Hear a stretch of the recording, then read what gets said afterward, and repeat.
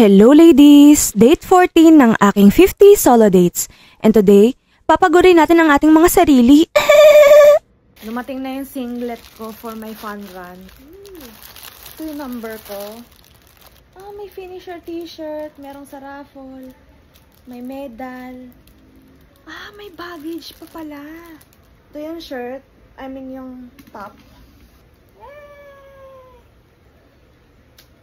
Annyeong! Nandito ako sa Alabang. Nag-book ako ng room para hindi na ako bumiyahin ng madaling araw bukas. Ito yung susutin ko bukas. Siyempre yung purple run top. Yung number ko. Ito yung ipapang loob ko kasi may ano na siya. May padding. Ayoko na kasi magbra. Belt bag. Pang malakasang panty. Tapos shorts. Wish me luck. Kinakabahan talaga ako. 10 kilometers yun mga bakle. Good morning. It's 4 a.m. and I'm ready.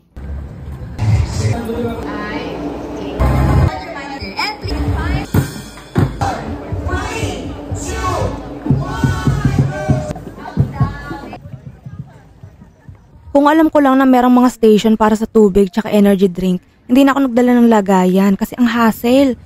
Tsaka panira sa pictures. Taray! Walk and run lang pala yung ginawa ko para hindi ako masyadong mapagod. Tapos tumatakbo lang ako kapag nakakita ako ng photographer. Sobrang saya ko nung natatanaw ko na yung finish line and I was like, yun na ba yun guys? Like so easy. Charis! Sobrang enjoy nitong solo date na to and achievement talaga na natapos ko siya. Bonus na lang yung mga pag-giveaway, ganyan-ganyan. Follow for date 15. Bye!